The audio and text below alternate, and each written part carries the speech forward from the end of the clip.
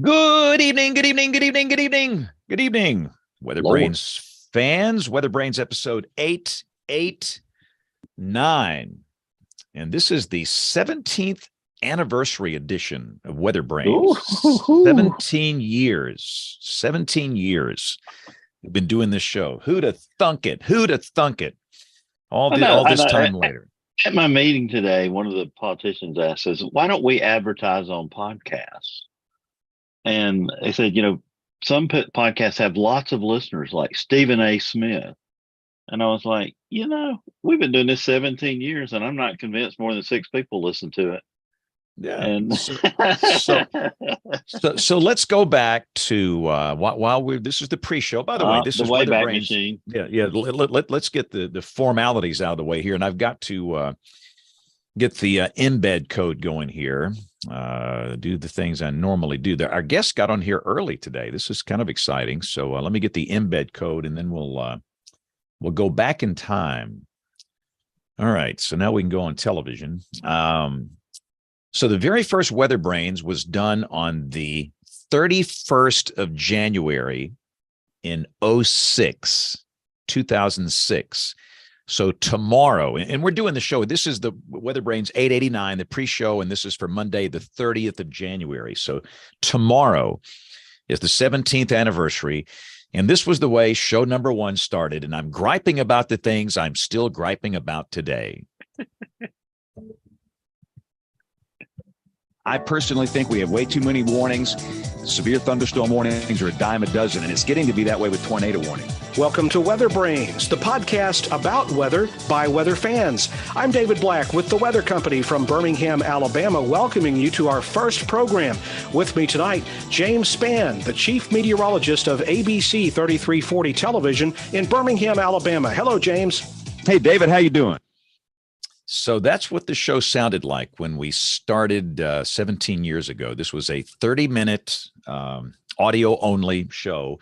The host was David Black, who I worked with for a long time at the NBC channel here.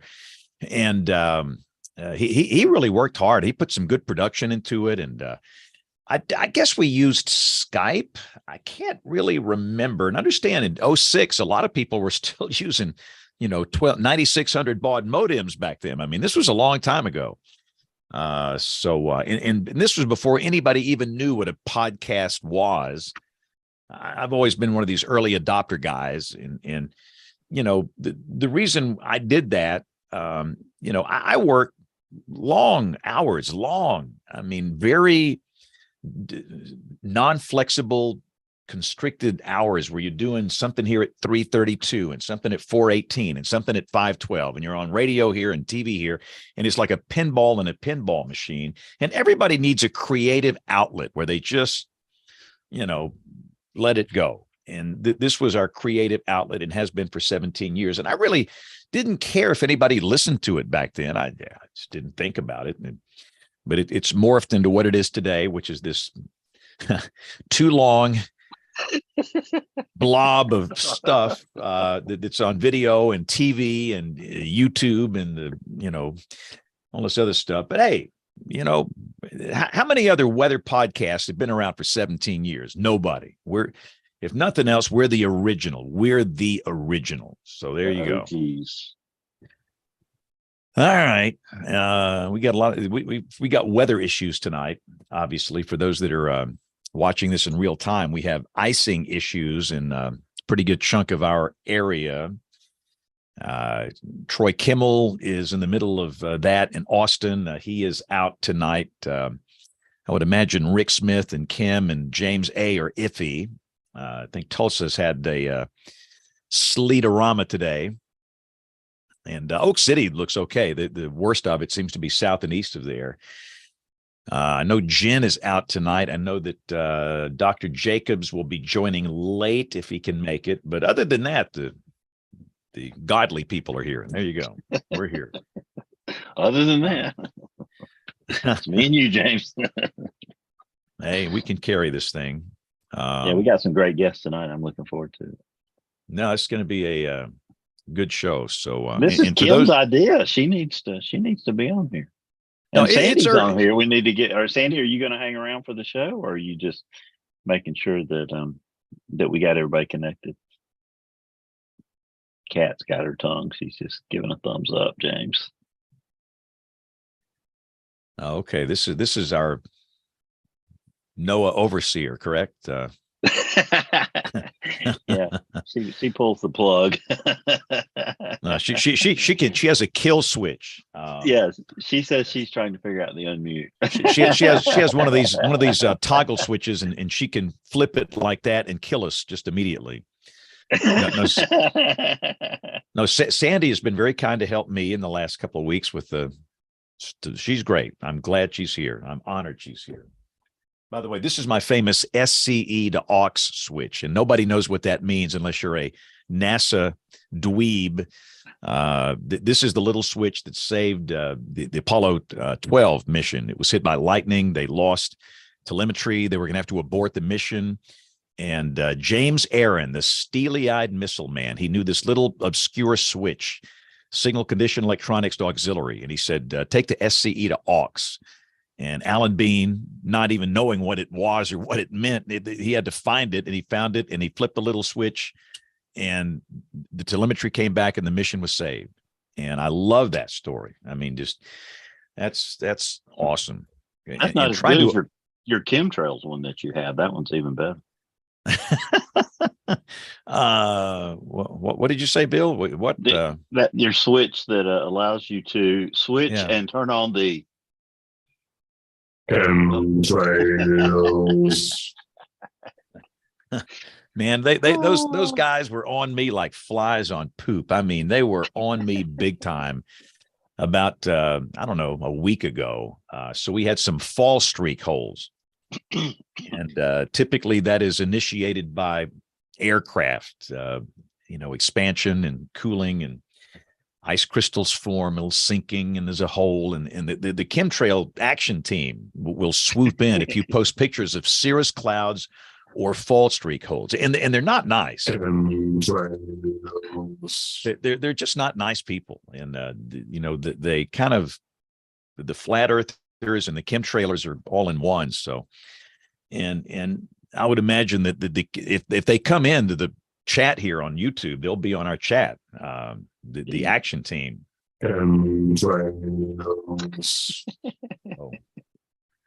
But yeah, when I retire, I'm going to be a chemtrail pilot because I want to flip the switch to turn on the chemtrails. Oh, Rick, time to tune out quickly. Yeah. No, Rick needs to run. Just the right time. Yeah, run. Do not post pictures of a fall streak hole, or else you will be dealing with these guys, and they're just not nice. I figured you'd be sporting your Oklahoma shirt tonight, Rick, after this weekend. Yeah, I didn't want to rub it in. Well, there was nothing left to rub in after that. That was crazy. Nobody expected that. And Mississippi State beat TCU. TCU's ranked 11th. No, they've been beating everybody in the country. State was on a horrible losing streak, and who that's why you play the game. That's why you play the game. I'm telling you, it's why you play the game. Last Wednesday. I mean, let's welcome our television viewers watching on TV. It's Monday night. We don't expect any weather problems, so we're going to do WeatherBrains here as always. We'll be on for the next couple of hours. Glad you're with us on the TV side, and I think we can get this show started. Let's get a quick mic check. Daniel, can you hear us okay? Loud and clear. Can you hear me? Oh, man, good audio. That's good. All right, Michael, give me a mic check real quick. Yep, I'm all good on my side. You? Yeah, good. Great, good-looking video, good audio. Everybody's good tonight. And Sandy's not going to show up. Sandy is with us, but she's not with us. No camera, no mic. Sandy, I promise we'll behave. I promise. And thank you for the help with Rich and Kim and this other thing for the TV side. So thank you for doing that. But let's get this thing started here. All right. So let me stand by.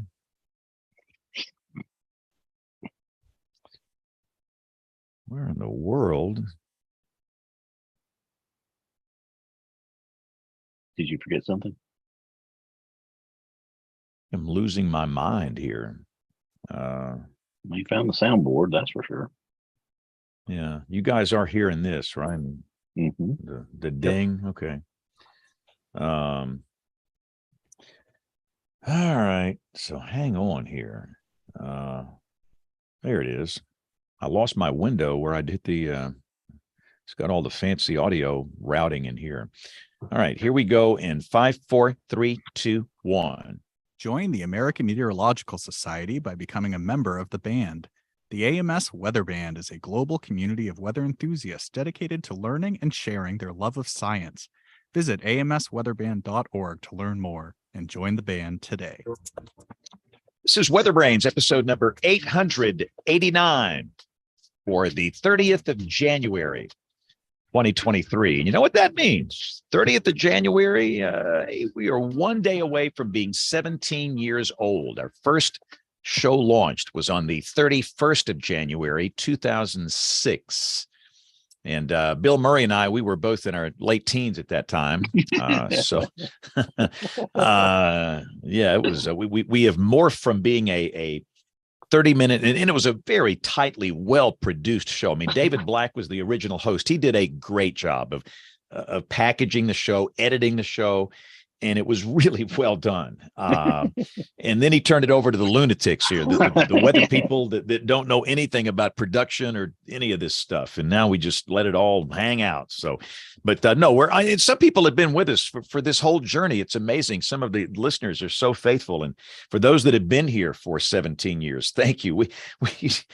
And we never intended for this to be for a mass audience. This is for the weather enterprise, for weather dweebs and weenies, and not only professionals, but enthusiasts and people that just love weather. And that's what this thing is about. And it's kind of morphed into a video, longer show and all that, but whatever. I still have a ball doing this. It's one of my favorite parts of the week here.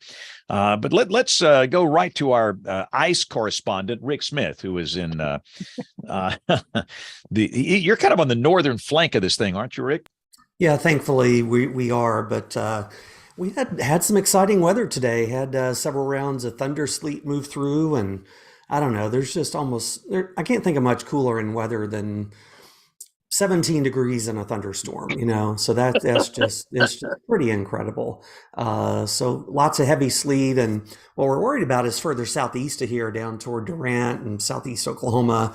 They're going to get more of this, and the Dallas-Fort Worth area is just getting slammed. So yeah, we're kind of on the northern edge of it, looking for another wave similar to come through tomorrow, and hopefully getting above freezing Wednesday. And but it is still January, so we got a ways to go. Yeah, and again, we should mention that Troy Kimmel is in Austin, and he's involved in this as far south as he is, that low latitude. So he is out tonight, and I would imagine James A. is busy in Tulsa with the same icy mess. And I know that Jen is out tonight, and we've got Dr. Jacobs, and he'll be coming on late on the show, and hopefully Kim can join us. But Bill Murray, let's just go right to you, and let's get this show started. I'm excited. Yeah, James, tonight's show stemmed from a press release where a few of our great shows have stemmed from it. Thanks to Dr. Kim Coco-McLean for seeing the value in it. And thanks to Sandy Karp, who's the silent hand here in the show. She works with NRA Media, and of course, she pulled it all together. Sandy, thank you for that. Tonight's guest WeatherBrains, James Hale from the company Waymo. That pun is in honor of our OK James, who couldn't be with us tonight. If you don't get it, you will shortly. Guest WeatherBrain number one is the technical lead at Waymo. That doesn't do him any justice, so I'm going to let him fill us in on his journey in just a minute. Daniel Rothenberg, welcome to WeatherBrains. Hey, thanks for having me on. Nothing like being an organized show. Sandy and I, 20 minutes before showtime, were sending one-word messages back and forth like last name, title. And so I know she was loving that, because I'm sure PR people just love an organized show like this one. But guess what? The number two tonight is Michael James. He is a software engineer at Waymo. Michael, that just sold you short as well. So I'll start with you, let you fill us in on your journey, then I'll come back to you, Daniel, and let you fill us in. And it's not lost on me that you have some sheet music over there. So we're going to be expecting a performance in a little bit. I hear it's pretty special. So let's start off with you, Michael. Oh, thanks so much. Thanks for having me. And yeah, I haven't heard Daniel perform either, so that'll be a special treat for me. So quick background on me. I've been working in the autonomous driving space for almost 19 years. Came out of graduate work in artificial intelligence and machine learning, went straight into autonomous driving, working for Toyota for a while. Did about 12 years in their various research groups, and then moved over to Waymo. And here at Waymo, I've been really focused on weather and the interaction with, between weather and our autonomous cars and all of the different aspects, the way it impacts the cars, the different things that we do about it. I mean, it's a fascinating place to be in, and so exciting to be here to share it with you. Yeah, Michael, my Avalon I bought specifically because of its crash avoidance features and different things. I didn't know anything about level 1, level 2, autonomous driving status. Take just a second, if you can. I hope I'm asking the right one of you, but talk about those various levels, because I have a feeling mine must be level 1 or 2, which is that very basic adaptive cruise, rear collision detection, those sort of things. That's right. It's certainly in level 1 or level 2.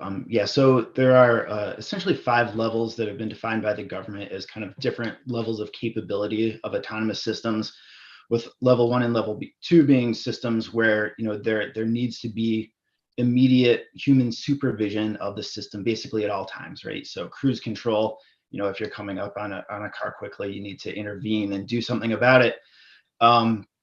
Level 3 is a kind of an interesting intermediate level where we've actually seen a couple of releases just this year of commercial systems that support this.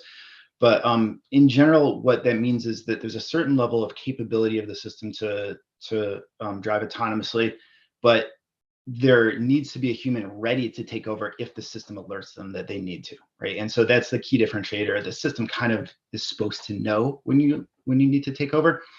But all of those are outside of what Waymo is aiming at. Waymo's aiming squarely at level 4 and beyond, where you have essentially fully autonomous capability, and essentially there needs to be no human interaction. So you could fall asleep in the back seat if you wanted, and the system will continue to drive safely and efficiently to where you want to go. And I guess we still have to figure out how to wake people up at the end of that, but aside from that, you'll get there safely. And then level 5 is really like that's pretty futuristic. That really means driving in all conditions, like any type of traffic, any type of weather, any type of environment that you could imagine. So as extreme as you could get. So that's a quick outline of what the government has outlined there. So level 5 will have no steering wheels and no brake pedals and none of that, right? Well, even at level 4, you can do that. Typically, what we see is level 4 systems will be geo-constrained and other things. So we might operate within the city limits or something like that, and also have constraints that actually, relevant to this conversation about what weather they are able to operate in. Awesome. Daniel, talking about all that, I noticed today that Mercedes got their level 3 classification, but only in Nevada. Why is Nevada kind of a real test child for this? It seems like they seem to be out on the forward thinking part of this. Yeah, and I'll tap Michael in if you want to add any additional color commentary. But Nevada has nicer weather than a lot of other places in the U.S. So we can think about just how many days per year there might be thunderstorms or rain, let alone conditions that could lead to frozen roads and things like that. So there's definitely a lot of industry activity in the southwestern United States and the South. Waymo first launched its autonomous capability in the Phoenix, Arizona area, and we've been expanding since then. So yeah, when you can control the weather so it's nice and fair and sunny without having to turn on the weather machine, it makes for just nice operations and capabilities. So Daniel, continuing with the get to know me portion of our show, talk to us about your history. I know it's a fascinating journey along the weather continuum as well. Yeah, so I'm trained as a meteorologist. So I did my doctoral work at MIT a while ago. I'm a recovering climate academic. I worked on aerosol cloud interactions and cloud microphysics, and spent a lot of time writing models and doing all sorts of cool research. And really shortly after I graduated, I made the jump to industry. So I joined in the startup scene in Boston. There was a really cool company called Climacell. They're now called Tomorrow.io. So I joined them first as their director of meteorology, and then I served as their chief scientist for about 4 years before joining the team here at Waymo. And yeah, I've been in the weather world for a long time, going back to when I moved to Louisville, Kentucky, and got terrified by thunderstorms and tornadoes, and it just turned into a lifelong passion. And I'm really pleased that I've been able to work kind of at the intersection of technology and weather throughout my career. Now, I'm fascinated about the different parts of the company, because Waymo's got a lot of features and different facets to it. What is Waymo Driver, Waymo One? What are those two things right there? Who wants to take that? Sure, I'm happy to jump in. Yeah, so the Waymo drivers are kind of our top to bottom technology stack, right? Containing sensors, hardware, compute, and the whole software that is able to operate vehicles autonomously, fully autonomously. We really take responsibility for this whole stack. And in general, what we want to do is build up kind of a well-versed driver that's able to operate both in our Waymo One, which is intended to move around people, and our Waymo V around people, and our Waymo V around people, and our Waymo V around people. Abilities that are, what we're calling our Waymo driver needs to have that can be applied to both these problems, right? So solving many of these technical problems actually allows us to apply the same technology to both problems. Now, my system sort of hiccup there just for a second, and I only heard one of the responses. Give me the Reader's Digest one more time for just me. Oh, yeah, sorry. So quickly, Waymo One is our part of the business that moves people from place to place. Waymo Via is the part of the business that moves things from place to place, but they're both built on top of a shared platform, which is what we call the Waymo driver, which is intended to just demonstrate good driving capabilities to apply to both these problems. And so, since we're all coming to the Super Bowl in 2 weeks, James has taken us all. It's really incredible that he's doing that for the WeatherBrains team. We're going to be out there for the big game. I could actually catch a Waymo in Phoenix. Is that right or wrong? Absolutely. Download that. Now, how would that work? Tell me about that. I'm fascinated. So we have an app, much like other ride-hailing services. You can download the app today, and if you're in the right geography, and Phoenix is one of those, you are able to just step off the plane, fire up your app, and tell it where you want to go, and wait for it to come and pick you up. Yeah, it'll be pretty exciting to see what happens with the Super Bowl. It's a big audience to serve. So you literally could go from the airport to downtown. Is there a constrained area? Is it on demand? Is it a prescribed route? How does it work? So it's an area. It's kind of geographically limited, but within that area, you're free to pick whatever destination you want, and then we'll handle the routing and the driving from there. So it's not a prescribed route like a bus might follow the same route each time. We'll pick the best route based on where you're going, traffic conditions, comfort, and so on.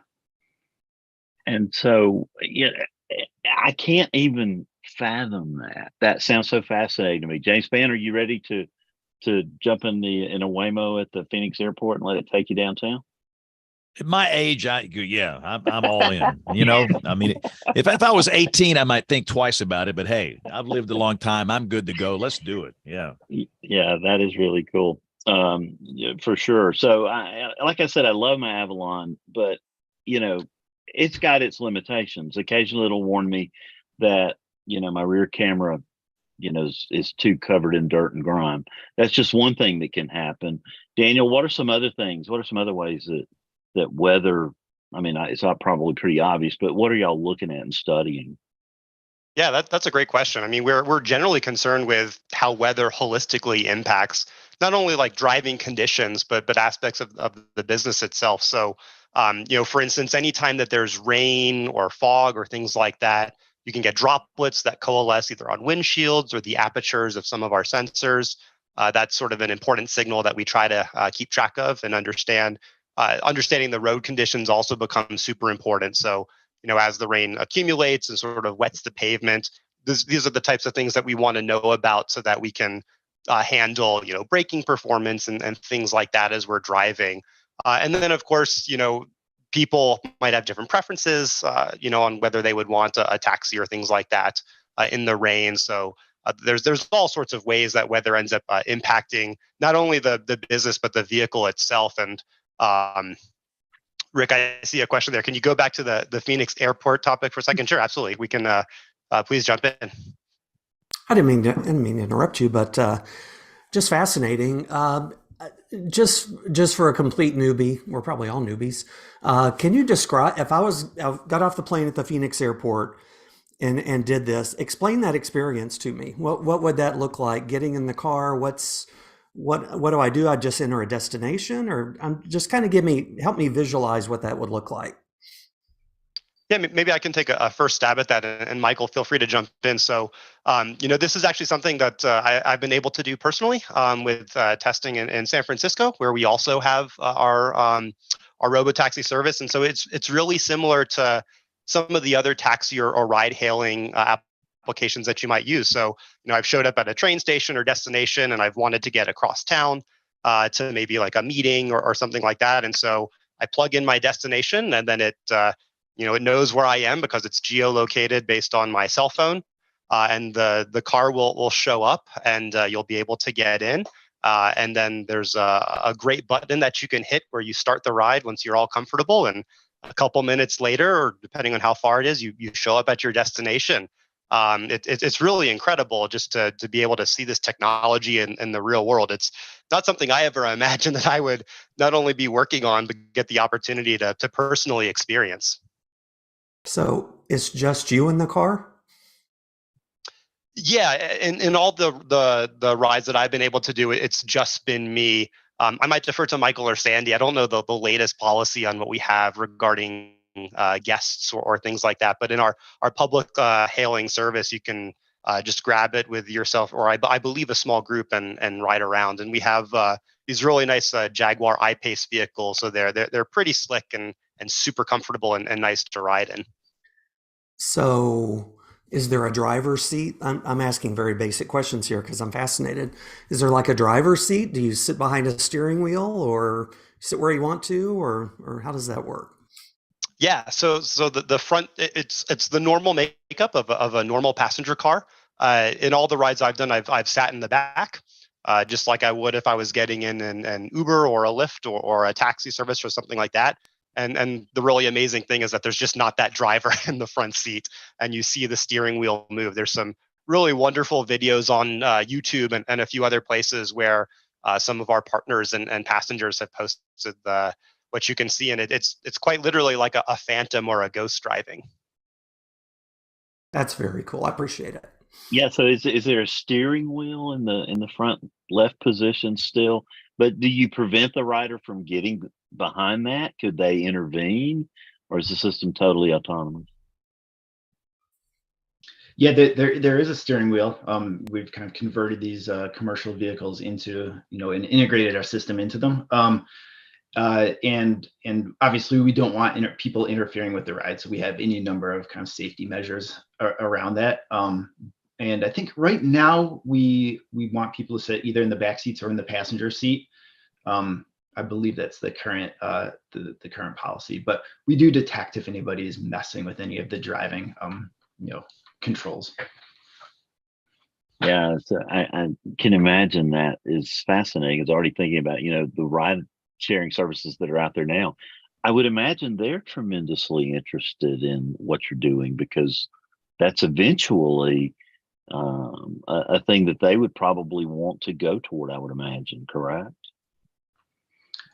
Yeah, I mean, certainly in the past, many of these companies have had their own programs, and there's a lot of kind of public information about that. I won't talk too much about our competitors, but there have been many different programs attempting to build these types of systems. Well, and also, I guess the over the road trucking industry, there's probably some interest in this too. That that job has changed over time. Do you see a day where we really do see 18-wheelers riding down the highway, or are they going to be in their own lane? What's like a train? What is that going to look like? Anybody? Daniel, you want to jump in? Michael? Yeah, maybe I can sort of tee it up. It's going to look probably just like it looks like on the road right now, and the only difference is that these trucks will have a really impressive mount of sensors kind of atop the front windshield of the vehicle. If you're down in I-45, you can actually see our trucks on the roads down there right now. We do testing down there on public roads with safety drivers, but the system is developing in the same trajectory as the our ride hailing or passenger cars to effectively just be autonomous on the roads eventually. Yeah, that's an amazing process. Rick commented in the chat that he's ready to go to Phoenix. I'm with you, Rick. I would go sign up for this right now just to see what it was like. That would be awfully fun. Obviously, we started touching on some ideas, different weather. Talk about the equipment that your vehicles are carrying in order to help them sample the atmosphere and to measure parameters that could influence driving. And I'll toss it up for either one of y'all. Who wants to take it? I can sort of get started, and Yeah, Michael jump in. Or yeah. So probably one of the one of the key instruments that we have are the lidars that we've developed in house within Waymo. So there's several lidars that you can see on our vehicle. They usually show up as like the spinning puck that you can see at the top. On our trucks, we have two of them, one on either side, and in our passenger cars, we've got one kind of mounted towards the center. So that's one of the most important aspects of our sensor suite. We also use radars, like many other ADAS systems would be based on the road. And of course, we have full suites of cameras and other measurements. We also look at sometimes the impacts that weather might have on either those sensors or other things that we might be measuring as well, just directly off the vehicle, to make inferences indirectly about what the weather conditions might be. If I missed any, Michael, do you want to jump in and help me tamp down the list? Yeah, no, that's our main sensor suite, right? So, we are really intending to take this mix of sensors, which all work in different modalities, different wavelengths, and so on, and combine them into a picture of the world around us, and use that to make our driving decisions, right? That's the core functionality. Now, as we've been working and pushing on weather, we've found that we can also utilize these same sensors to understand the weather that's around us and really characterize what's going on, as well as characterize how the sensors are being impacted, right? So can you not see as far in one of those modalities?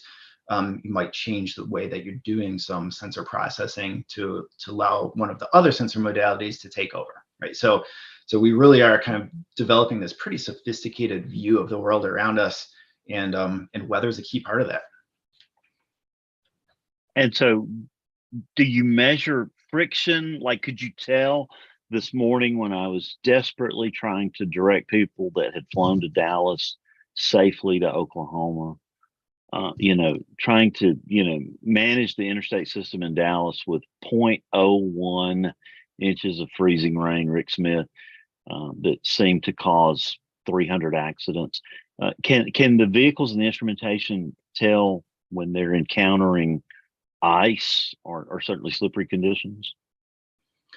Yeah, so ice is, at least right now, outside of what we call our ODD. It's our operational domain, and so we're working on wet roads and in fog and rain and so on.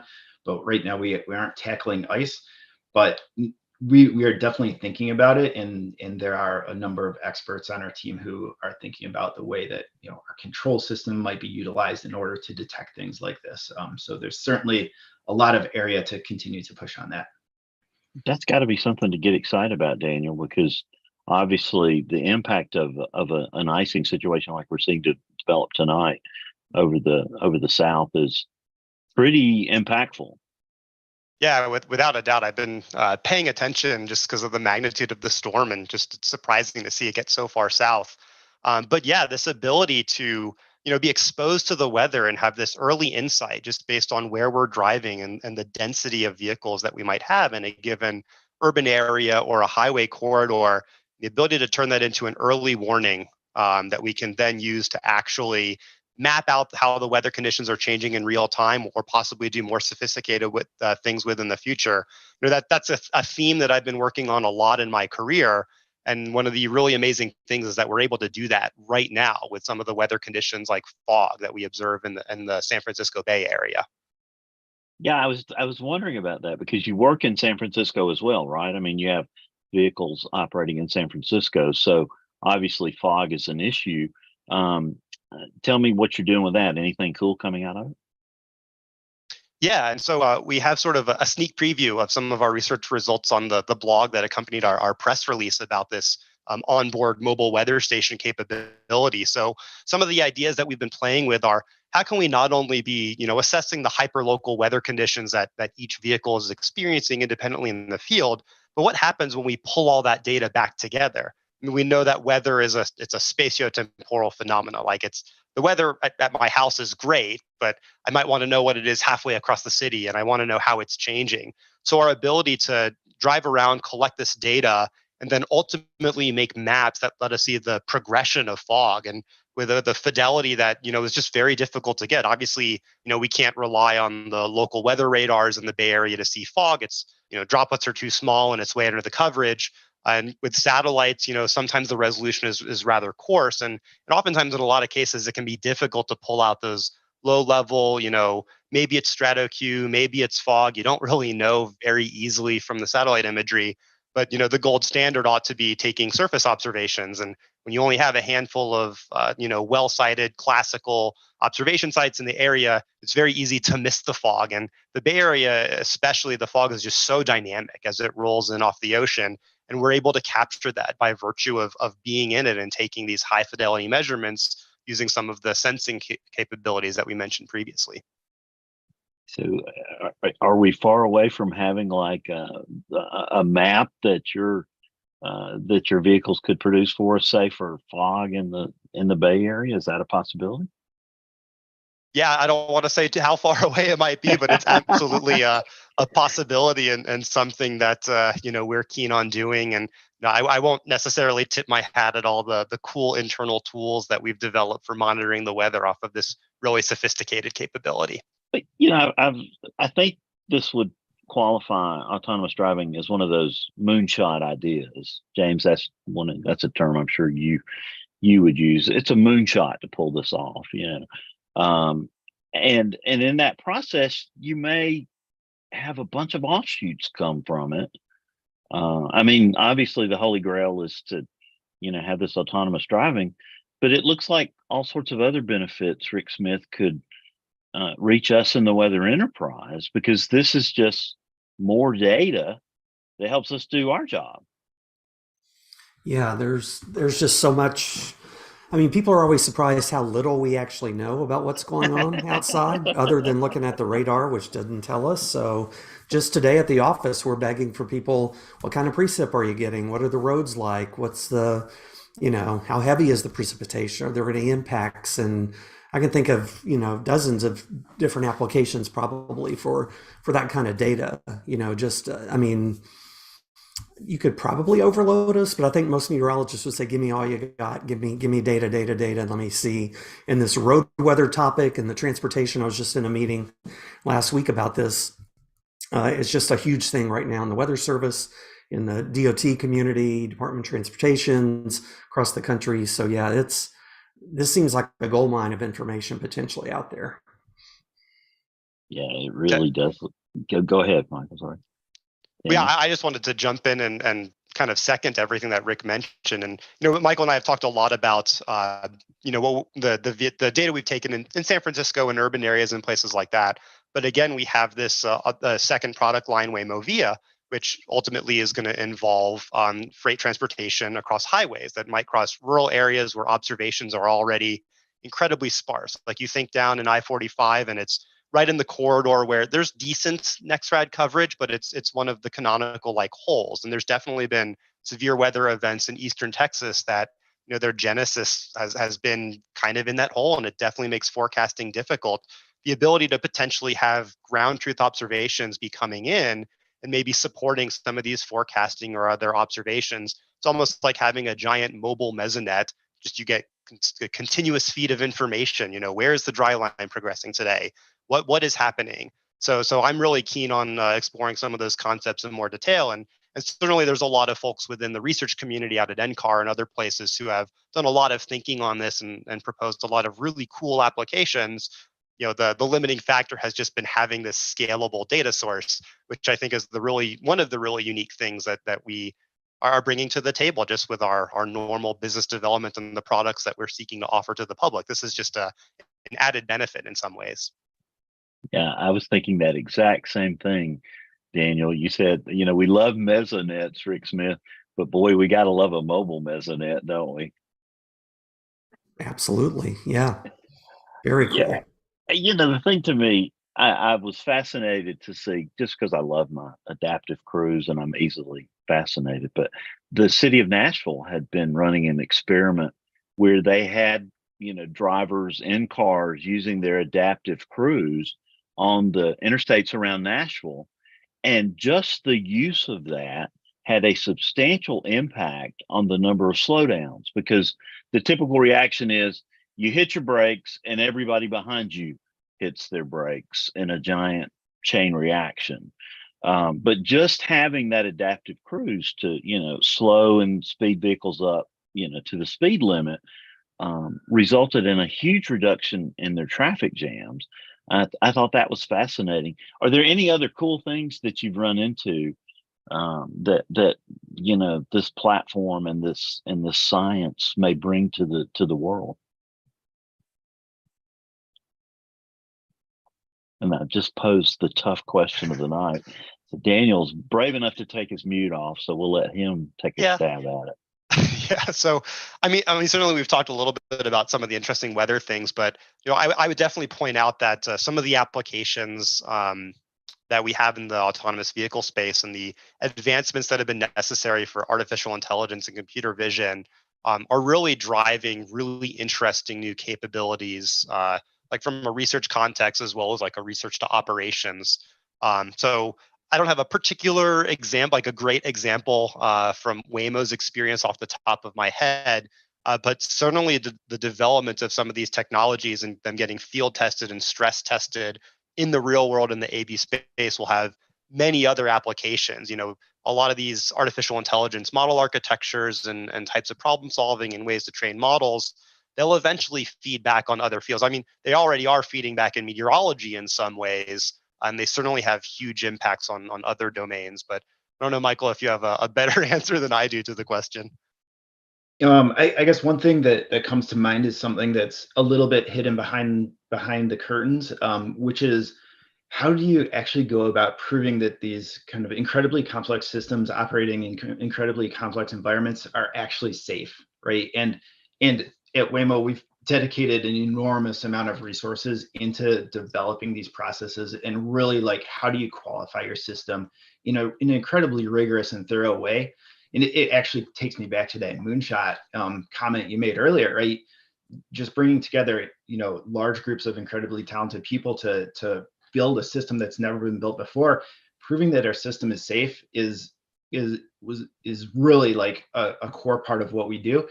And as you look forward, into the future, people are going to be deploying robotic systems, other types of delivery systems, all sorts of other things that require the same level of rigor because they're interacting with people. They're going to be autonomous in some way. And so I think there's actually a really cool foundation of like, how do you build these real world, but still provably safe systems? And I think that's actually a subtle but really important thing to do. Yeah, and you mentioned the elephant in the room, which of course is artificial intelligence, which is getting a lot of traction right now with Chat GPT and all that. I used it the other night to write the first draft of a brochure for me, and it didn't do a great job, but it did a frighteningly good job. So talk about AI and how that's working for you guys, how you use it in what you're doing. And what it's helping you do. Yeah. You want to start out and I'll jump in? Sure, I can start out. Yeah, so we've integrated artificial intelligence, machine learning, throughout our stack in various places. typically we have fairly specific use cases that we're focusing on, but they are a key part of the system. They're honestly, especially on the perception side, the advancements made in understanding the world from sensing systems has there's been a revolution because of machine learning. The capabilities nowadays are way beyond what they could have been with a traditional method. And kind of harking back to the past conversation, once you have that system, right, how do you prove that it's safe and it's going to work the way you want it to? Because it's a trained model, right? It's not a model that somebody has necessarily written down. And so, that raises all sorts of interesting questions. Yeah, I think the only thing that I would add to that is, there's really two key ingredients beyond just, having a world-class group of software engineers and research scientists to develop these technologies. You need data and you need compute. And the reason I mention that is because it's a really similar problem to what we have in meteorology, right? We have, endless physics. I could point my camera at my bookshelf and I've got every dynamics text you could think of, but without the data to feed into the models and ultimately the compute that's necessary to run them and crank out the equations, you can't do a lot with it. And one of the powerful things about artificial intelligence is it allows us to be smart about how we take advantage of all this data that we've collected from our multiple sensing modalities. With some types of traditional models, it can be really difficult to fuse all that together, or we would say assimilate in the meteorological world. But AI provides a set of tools and pathways that let us make more sense more efficiently out of this massive amount of data, which ultimately feeds back into the safety point that Michael is making. And I definitely want to hammer it home because it's really, really important to us here at Waymo.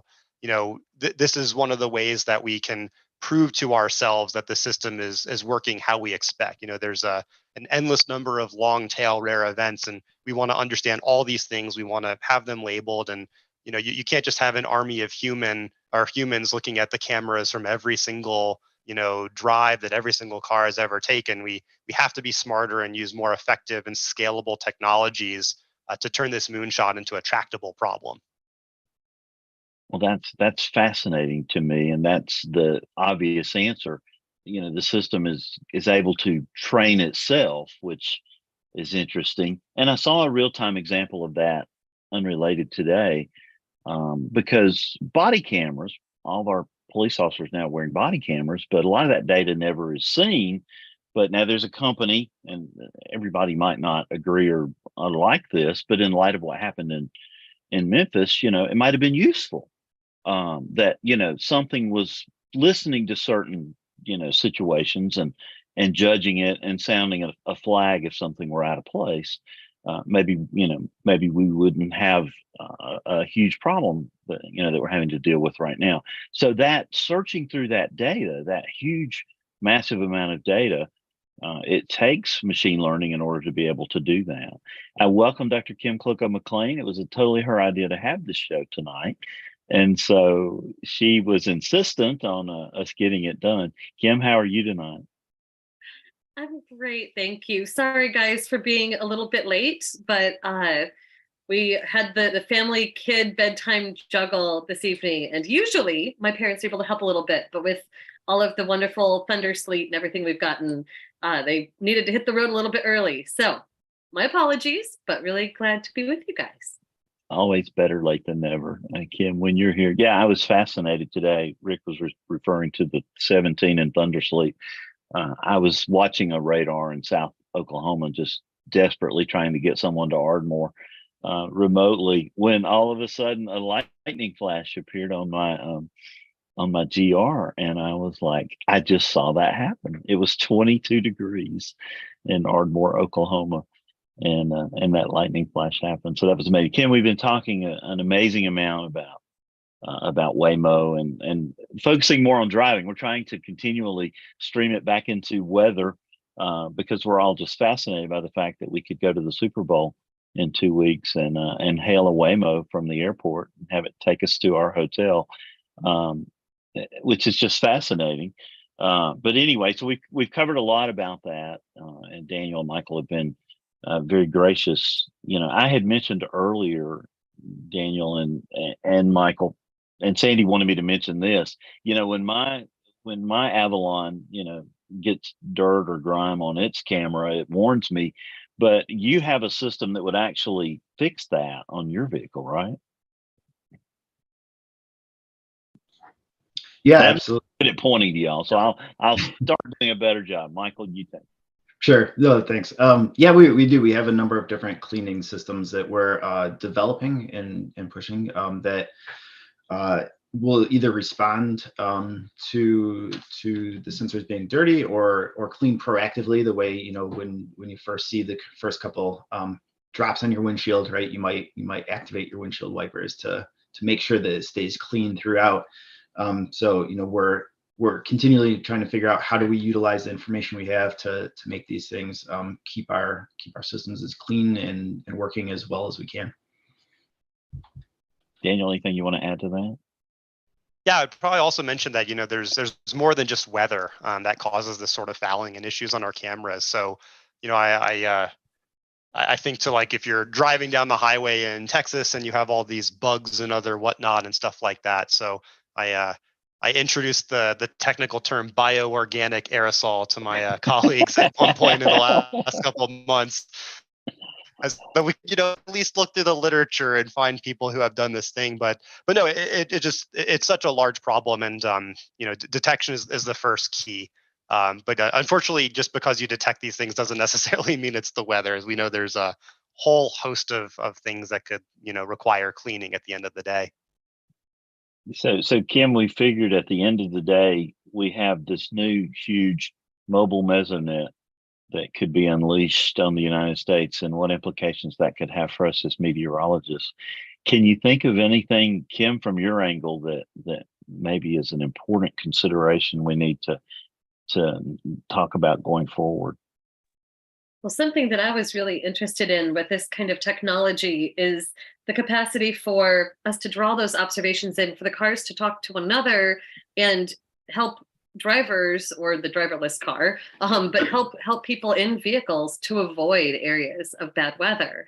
And I guess a couple of questions underneath that. I hadn't even thought about all the sensors that would be involved in the system and how they could be fooled, sort of tricked by fields of bugs that you could drive through. That, yeah, it could look like there are a bunch of vehicles that are hitting up on what we might think would be some kind of weather hazard when it's actually something else. But I'm curious to know if that's something that you guys can imagine being a part of this. Could it be used in a prognostic sense where you're able to find better places to route people when coupled with something like a short-term weather model? You have this sort of detection of hazards on road, and you could couple that with some short-term forecasts.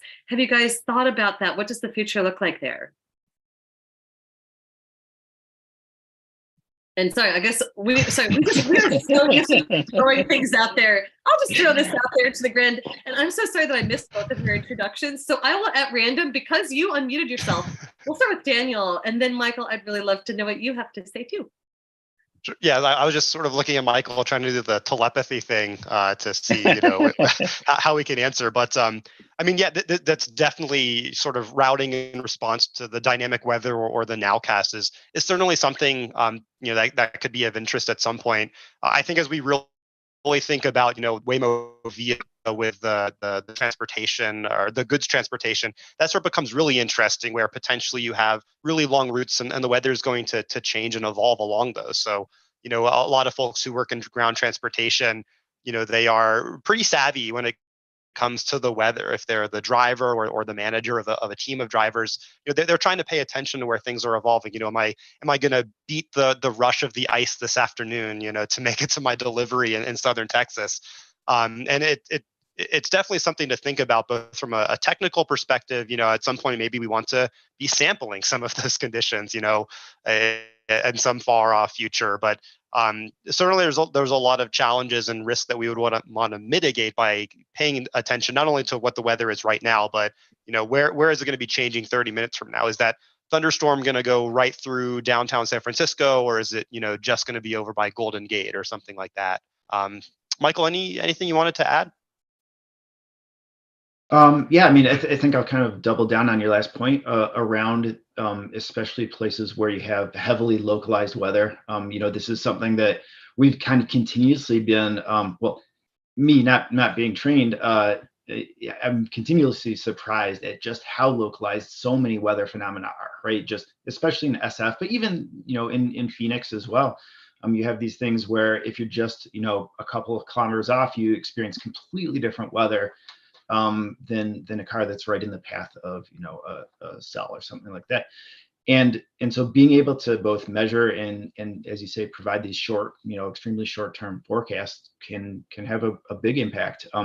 Especially as we think about scaling our fleet and operating at larger and larger scales, where optimizing and being really efficient, both in terms of getting people around efficiently, but also being very energy efficient and trying to use the least amount of energy as we can to get people where they want to go.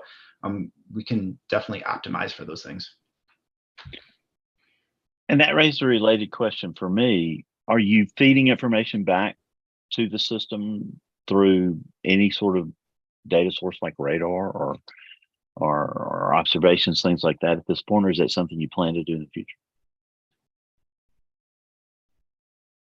I don't know if we want to go into specifics about some of the art that we might be using there, but certainly there's a wealth of information. In the context of our vehicles being mobile weather stations, your local station is a really key part of the picture of understanding exactly what the weather conditions are. But obviously, it's not the total constraint on how things are going to evolve. So, the fact that we do have radar and satellite and short-term models or nowcasts, these are certainly valuable data sources that have to play an important part of this type of decision making. Do you make any decisions through your software right now for your vehicles based on radar information, maybe an incoming rain shower in the area? Does any of that change anything at this point, or is that foreseeable, Daniel, that you could do that? I'm a lucky one with my mic the stock release. Yeah, so we don't talk too specifically about some of these aspects of what Michael called our ODD, and then the specific menagerie of weather conditions that we're operating in right now. So I don't want to be that guy that punts the question entirely. But it's also something that we keep a little bit close to our chest, the exact operational mitigations that we might use and how weather might factor into that. So James, man, this is where they cut the conversation so they don't have to kill us. So that's probably yeah, good. They'll break our legs. Exactly. You have to sign an NDA to release this. So, and then we constantly are fascinated with acquiring video from the field in severe weather situations. Storm chasers, Rick Smith, could we see a day where there are autonomous storm chasing vehicles out there in the middle of the rest of this? I love that word Daniel used, menagerie, that's going on in the field. Do you think that's a good thing or a bad thing, Rick Smith? That's a great question. Kind of like ground drones, or I don't know. Yeah, I mean that's one application of this. Putting places where you maybe not want people to be. Of course, you don't want those expensive vehicles to be there either and get beat up by hail. So yeah, I mean that's interesting to think about. I'd have to think about it some more. But yeah, that's kind of what I'm thinking about too, Rick. That we could come to a point where what you guys are able to develop, you could actually help us to better understand not just the detection of meteorological hazards, but climatologically where different kinds of impacts are likely. And so you would then steer your cars away from those places, which would then make it less likely for us to use that as a ground truthing for the hazard, because you want to keep the cars away from it. But it would be so there's a little bit of a relationship there that's disadvantageous for using it for that kind of data collection, but for keeping people safe. Big thumbs up. You wouldn't want to use the Jaguars probably for that. Maybe a Chevy pickup or something. Yeah, so that's a fascinating thing for me right there. And Kim, did you cover your question that you wanted to ask, or are you going to come back with another one? I was thinking in such a similar vein as Rick about that, about what assets you'll get in there, and would that really in the long run be something you could do? I think I'm really I'd like to just really quickly follow up on that train of thought about blending your detection capacity with short-term weather models. A lot of our discussion, we're sort of just like treating everything like it's a deterministic switch. There's either a hazard or there's not, and the model will tell us that there is or isn't. But what the current state of the science is really in developing ensembles, so it can tell you the range of what's possible. And I'm wondering, are all of your vehicles just completely autonomous? Are you just doing this for completely driverless cars or for driver assisted? Is it both maybe that you're developing this for? I'm seeing some. So yeah, so our main business case is for completely autonomous service of goods and people. But as a process of developing these, we do have a fairly large fleet of cars that have a safety driver in them, right? And they're running and testing our software, and they're out there in the field as well. So we get a much larger sample of data actually than what we see in the fully autonomous case. Okay. Well, whether it is fully autonomous or there are people who are driving, but it's an assisting technology, either way, the thing about weather that is so interesting is that it's risk, and it's risk decision making, and people kind of have trade-offs that they have to navigate. No pun intended on the navigation, but they are navigating it in a decision making sense. And so there you could have an individual that looks at things, and if there's certain kind of likelihood of different outcomes along different routes, well, maybe that one could save you some time. But yeah, there things could get dicey at some point in your drive, and what it could do is offer you alternatives so you can actually weigh the risk. And I don't know, I think I see the potential here for a really great decision aid. You're just sort of empowering people. Risk is sometimes unavoidable, but you can help them to know what it looks like. And that blend of the short-term weather model, for that purpose, it's not just this on-off switch. It's really kind of an advising, well, we kind of give you like a green light on this path, but maybe it'll take you longer. But then I could see it going just really wonderful directions that way. I'm just wondering if that's something you guys have thought about, if you're even able to say. Certainly, we probably had some informal conversations around that sort of thing. And it is a fascinating area to think about. Absolutely. And to your point, we also think a lot about modeling the uncertainties that are inherent in all of these things, right? And that's pretty core to a lot of the different work that we do, actually. Yeah, I think the only point that I would add is, there's this added complexity that sometimes we do have to, distill things down to some sort of deterministic prediction. So, we have to live with one foot in this deterministic world and one foot in this probabilistic world as well. And, that's certainly challenging.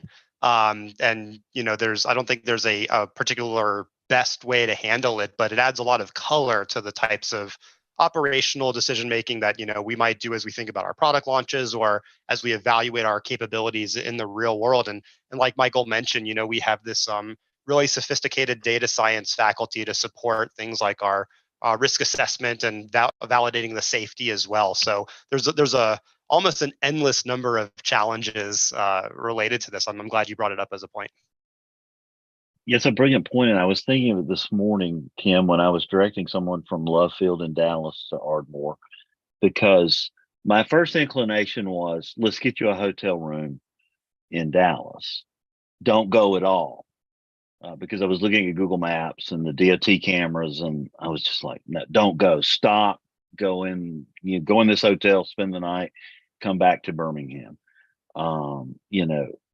The response was, no, I'm getting there. Give me the best route. Well, I was immediately, okay, 114 to 35W, hope you make it to Sanger. And if you make it to Sanger, you're probably good to Marietta. And then after that, just don't tap the brakes or touch the gas on the bridges. Cause it's just like, okay, and I've never been so grateful as I was when they pulled into the parking lot in Ardmore.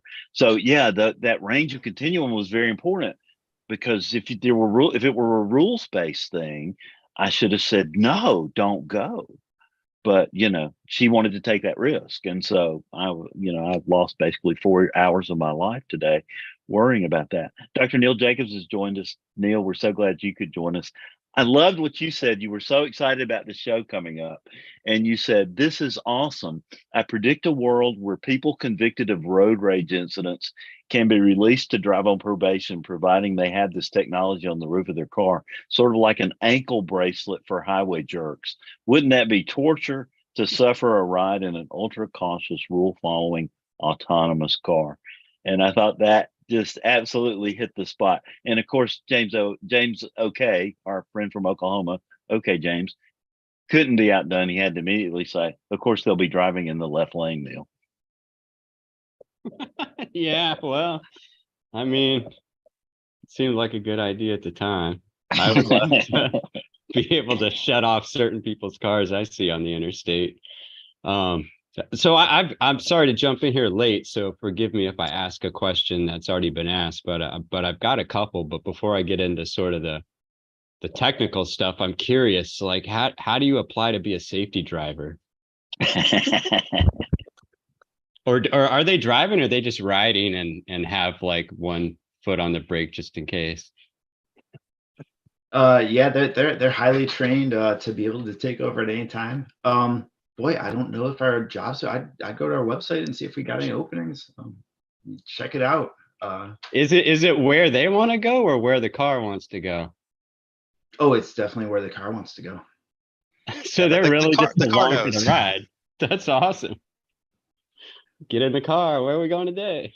Well, you can do it in Phoenix and San Francisco, apparently, Neil. So you could go to the Super Bowl in 2 weeks and take one from the airport. So my guess, and this is just based on everything I was able to read off your website, that you enter information into the cars to determine what route they take, and you're using weather as a component. Is that largely what's going on here? So kind of the way it works is similar to how, like one of our competitors' ride hailing apps might work, where, you'll hail the taxi by, putting in where you are and where the destination that you want to go.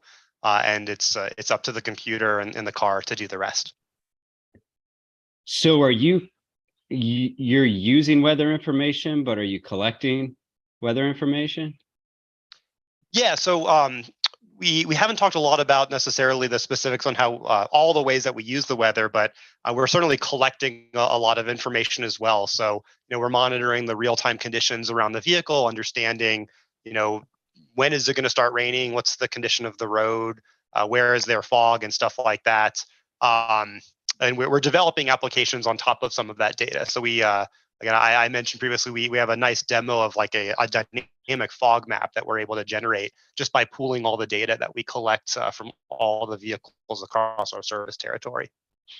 That's pretty cool. I can see a world in which a lot of the numerical weather prediction folks would love to use that data as input observations as well as verification, because you could extract pretty much, any variable that you would want to assimilate in the model, whether it's direct or sort of derived. I think it'd be pretty cool. What sort of instruments do you have on these, and how do you quality control the data? That's a really great question. So we had talked a little bit about some of the instruments earlier. So to kind of give the quick version, we have LiDARs, radars, cameras. We're also able to make inferences, based on vehicle performance, that lets us say things about, what might be going on with the road conditions as well. And, we pay attention to the health of our sensors as well. So there's a lot of both direct and indirect types of measurements we can take. The point that you raised about the validation is really, really important. That's actually probably the toughest job that we have. And it's where Michael and I spend a lot of our time thinking through.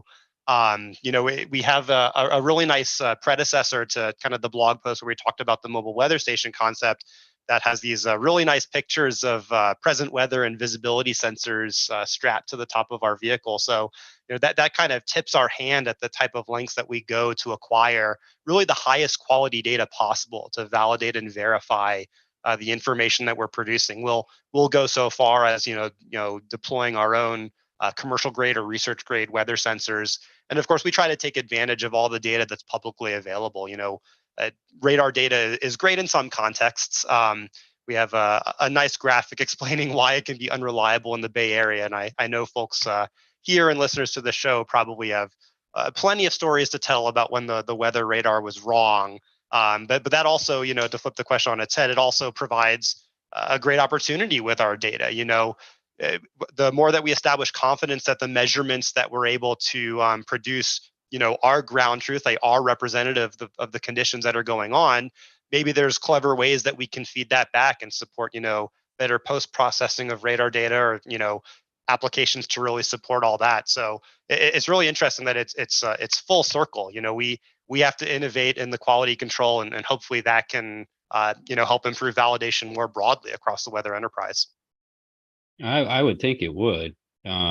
It'd probably improve forecast skill too, depending on where you're collecting data. Do you find that it's easier to sort of quality control or monitor if you have like a critical mass of sensors in the same space time? I mean, are they checking against each other, or is it trickier if you have a sensor where it's out somewhere where there's no other corroborating observing systems? Yeah, it's definitely harder when you only have, say, like one random observation. But there's really two things that I think are really helpful to think about, and this is more broad than just the autonomous vehicle space. This also applies to the groups that are pioneering using smartphones to take pressure observations and things like that. The bulk of data and getting co-located measurements to kind of rule out poorly functioning instruments or recalibrate things like that. That's a really important thing. But ultimately, we want to ground truth and base our understanding what's going on whenever possible to the highest quality observation sites. There's just no substitute for a well-sited, well-maintained weather observation system, or at least something that's going to be stable over time. It's really important to have those benchmarks. And one of the challenges that we have is that those networks just aren't very dense. How often can you, reliably extrapolate, say, like precipitation from Sky Harbor Airport in Phoenix, to downtown, which is, a couple of kilometers away? There's certainly conditions that we would care about where the two aren't going to agree, because maybe the thunderstorm is only passing north or south. So these are really, really tricky challenges that require definitely some innovation to deal with. Your comment on pressure obs is kind of funny. So I was part of a team that first did the impact studies of pressure observations from smartphones. And in the models, we found this strange low pressure bias in urban areas in the morning and a high pressure bias in urban areas in the afternoon. And it turned out that people had their phones in their pockets, and they work in like skyscrapers, and they were going to work and coming home. But we were able to quality control for that. But no one thought about putting a vertical coordinate system on the QC check until that happened. That's pretty cool. So what, I mean, I'm sure you already answered this, but just out of curiosity, like how many of these are out there on the roads now? Michael or Sandy, do you want to jump in on that one? I already gave one hot seat question. I thought I'd share the wealth with the fun NDA questions. Right. Yeah, I think we can reveal our fleet size, which is about 700 vehicles operating in our different geographies. And Sandy's got her finger on that kill switch at any point, so she can take the whole show down if we cross any SEC guidelines or anything like that. Thank you, Neil. When you appear, the questions go through the roof. Thank you. That's really awesome. So, what's the fleet you're working with now? Are they your own vehicles, or are they more stock, modified, obviously for the purpose vehicles? Yeah, generally they're commercially vehicles, the Jaguar, with our own sensor and hardware, compute, and software suites put on top of it. So what's the Firefly I've heard about? What is it?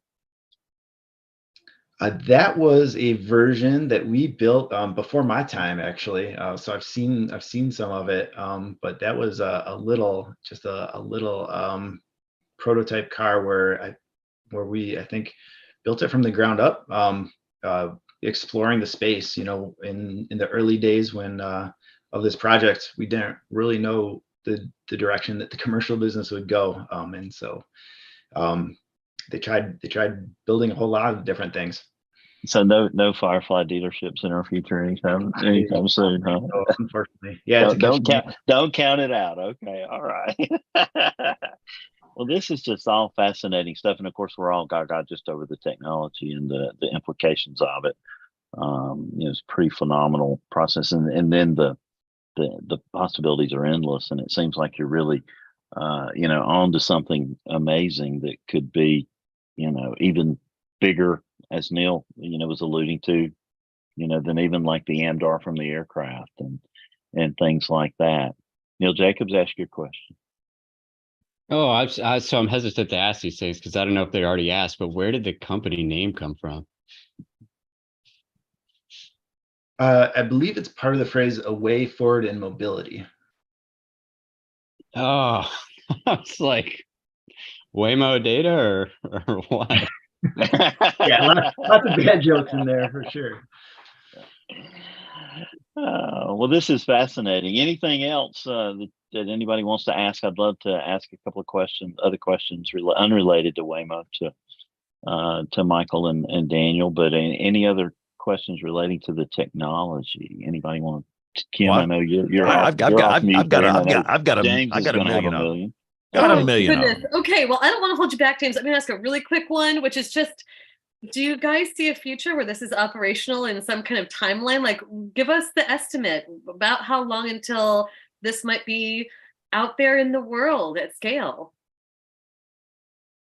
So I don't want to necessarily answer the scale part, but it's out there today, which is I think is the really cool thing. Again, you can download the Waymo app today, and the next time you're flying into SF or Phoenix, you can use it and you can hail a real live driverless taxi to take you about your day.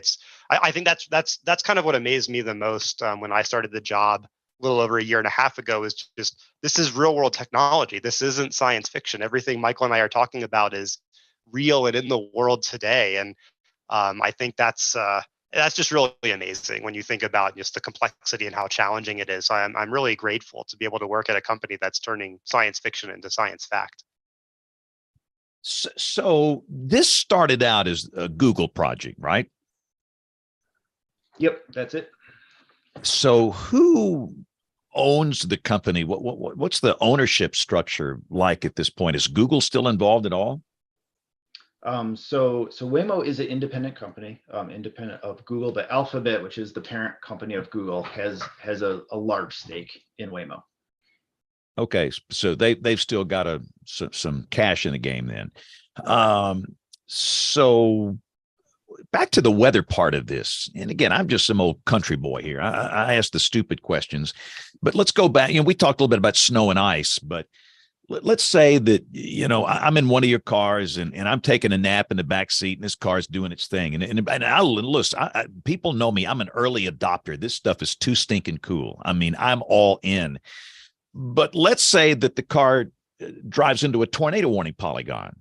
Now, in San Francisco, you guys don't worry about that. We worry about that here. What happens at that point if this car drives into a tornado warning polygon? So that, blame Daniel and I for letting that happen. No, that is part of our job, to make sure that does not happen. We're very involved in kind of making sure that the fleet is operating safely, paying attention, to all of these different systems, including, the stuff that we're doing on board, but also the other information that we have available. And so, we're building systems to protect it from that. So I would assume the object of the game is for this thing just to stop and get off at the next exit, if it's an interstate, or because a car is a death trap in a tornado warning. We know that. So what would be your preferred method of halting the vehicle before you get into the polygon? Yeah, so at least where we're operating right now in, kind of the downtown and surrounding regions in Phoenix and downtown San Francisco, most of the trips are short enough where we're going to be monitoring the fleet and monitoring the weather conditions in enough time that people can finish their trips, get out of the car, and then we'll deal with getting those cars back to base or whatever it is, whatever our correct operational response is. And let me just throw this out too. And again, this has nothing to do with you guys, but why don't we have in every vehicle in the United States some type of system where people will know if they're driving into a tornado warning polygon? Something. It's just like nobody's interested. What's the deal? You guys got any clue? It's a great point. I mean, I can speak from personal experience. I went to school in upstate New York, and I would drive home to Louisville, Kentucky a few times per year. And obviously the weather changes a lot along that 14-hour drive. And I've had days where, maybe I was driving with my brother or a family member or something. And, I'm glad I'm a meteorologist because I can sit there and pay attention to what's going on. And I can avoid that situation, but most people aren't meteorologists. Most people are going to rely on, hopefully they get the WEA over their phone if they're driving or something, but we know that it's not foolproof. So I think this is a really important point. I don't have the solutions to it, but probably the first step is to talk about that. This is probably a gap somewhere that could actually translate into lives saved if we're able to solve this effectively. Yeah, and most people that die here where I am, they're in cars or in their mobile homes. Mobile homes, a whole different, show. But vehicles, it's just a big problem. So, and I promise I'll stop my questions here in a minute, Bill. But one thing there, James, that's important. We've got John Bangoff next week talking about the snow squall warnings. Boy, being from upstate New York, Daniel, that would be when they may not worry as much about tornadoes, they certainly run into those situations, and those polygon-based warnings could save a lot of lives. Yeah, without a doubt. I mean, I have equal number of horror stories driving up to Canada and being caught in some of those. They are really, really not fun to be caught in those total whiteout conditions where you literally cannot see the horizon.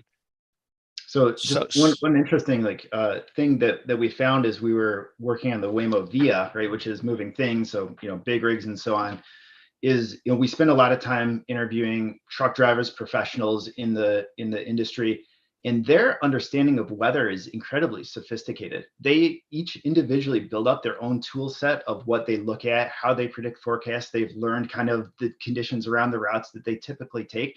Like there's a lot of on the ground knowledge within that community that's pretty amazing, actually, the level that they go to before they set out on each journey. So we tried to learn as much from them as we could in how they're doing their planning and protecting against these situations. And Michael, we're losing our institutional knowledge because the older veteran drivers are getting out of the business, and the average longevity of a driver is getting shorter and shorter with time. So we're losing that institutional knowledge. And so I'm glad you said that, because they're not only knowledgeable in so many areas, but to bring some weather knowledge to it is really fascinating. Sorry, James, go ahead. No, and again, just a couple more and I'll stop. The privacy concerns, that's a big deal with people these days. So I get into one of your cars and it takes me to wherever. Is some creeper watching where I am in San Francisco or somewhere, or should there be a privacy concern for customers that use your technology?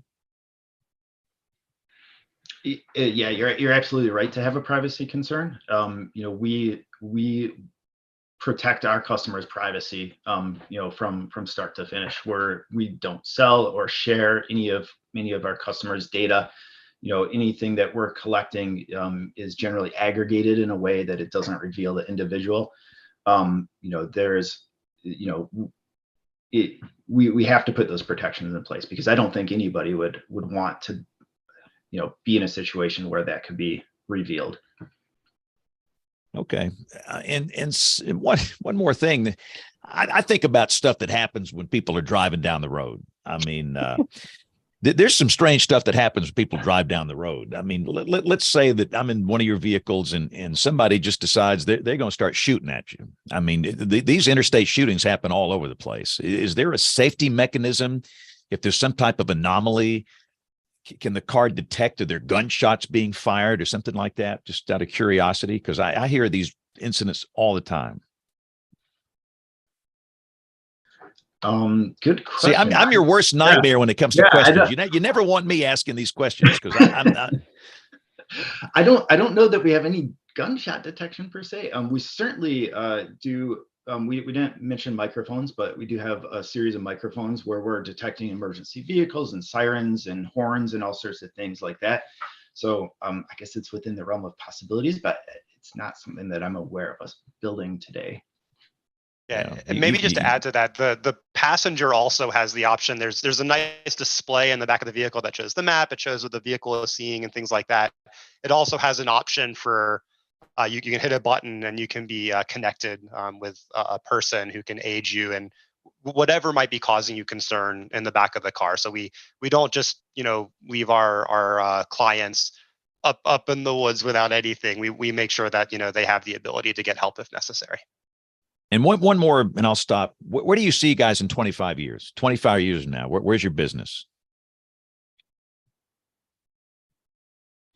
That's pretty far out, but I. You blink, and 25 years will pass by just like that. That's true. That's true. Boy, I think what I can say is we've been making pretty incredible progress in the past couple of years. Just with our launches in Phoenix and San Francisco, and I believe we announced another city going to LA fairly soon.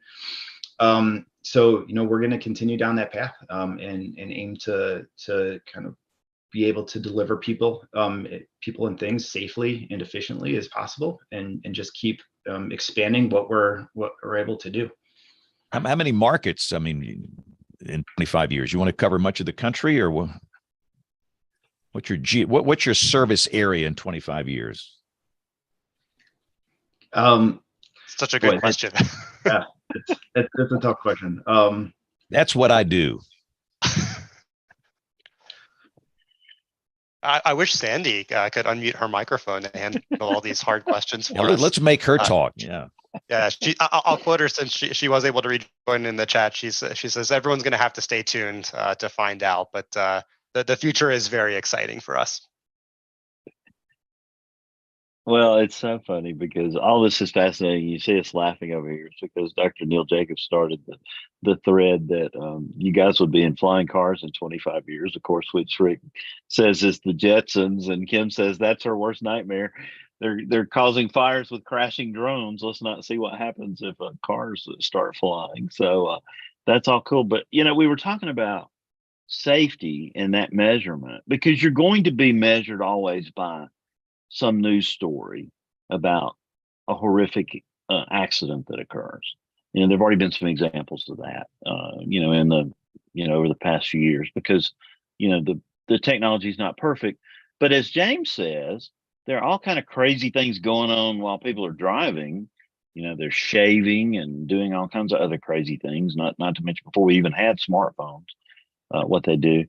What is sort of the measurement that compares where we are with autonomous driving to the road safety record of the general public, for example? What's the crash per mile ratio that we're producing today with all of our great driving skills we have, and where do we target? Is it going to be better when we have autonomous vehicles? I would think so. Yeah, so we absolutely want to be better. In fact, we have an absolutely outstanding safety record within Waymo. We track these things and report these things and publish a really comprehensive guide to our safety framework and all of the types of evaluation and measurement and monitoring that we do. So anybody who wants to look that up, check out the Waymo website. It's if you're into that type of thing, the same way that you're into weather, it's a fascinating read. Maybe not for everybody, but it's absolutely one of the foremost areas of concern. We take a lot of responsibility in deploying like an absolutely safe product, and almost everything we do is focused around that, including understanding the weather that we're operating. It's such a key part of that whole process. So I've got one question. This is actually related to an email that a viewer just sent. Is there any kind of standardization across the industry with the routing software and technology? And maybe from my personal experience, I say that from the perspective of a lot of the commercial airlines have their own in-house Met services, and quite often they get very different forecasts internally than what ATC is using to route the planes. And I can imagine a world in which you potentially have other competitive services like yours. It seems like you would have to have everyone working off the same sheet of music. Otherwise, it's going to be chaotic. Is that something that the industry is looking at, or maybe, I don't know whether it's DOT or what government agency would be in charge of that? Are they thinking about that stuff?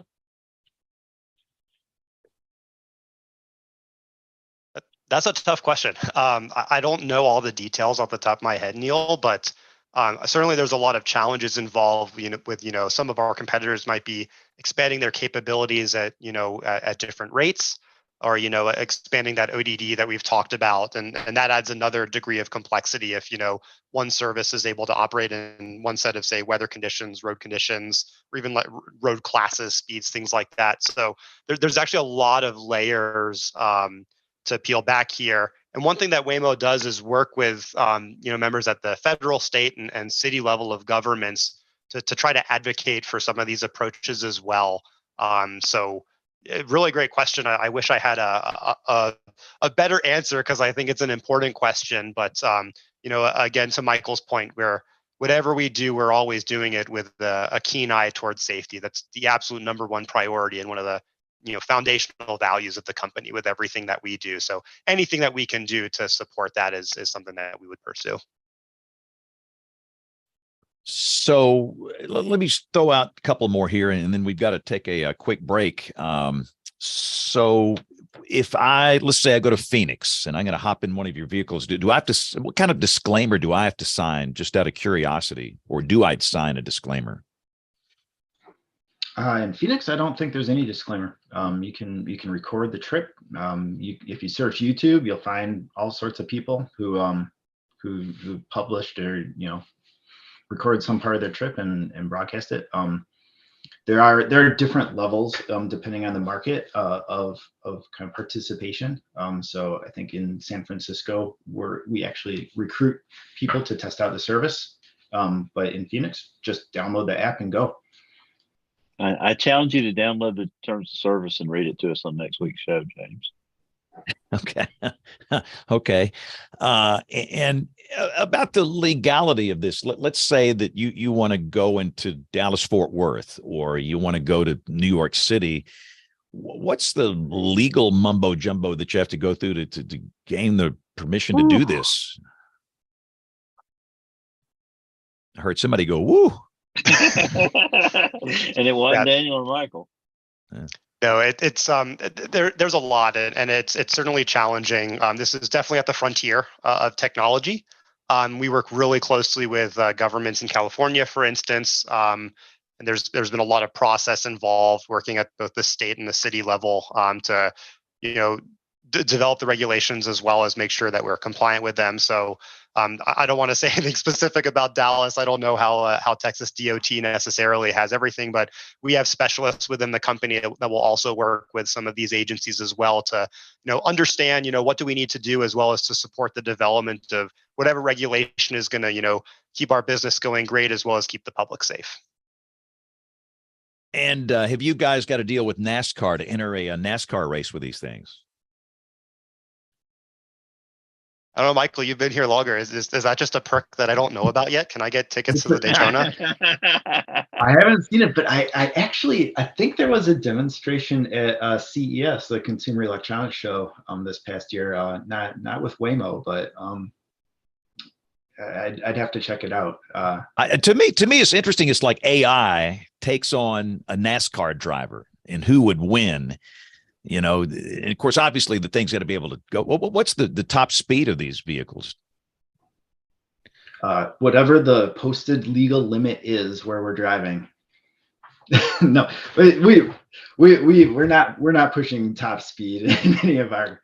We can get these things out at Talladega, James. That'd be kind of fun. Man, let's do some Dega racing with these suckers, man. My money's on the AI guys. No, this is great. So again, one more question, and I'll stop because we have to take a break. But again, fly to Phoenix, and I'm going to hop in one of your vehicles. And again, I love this stuff.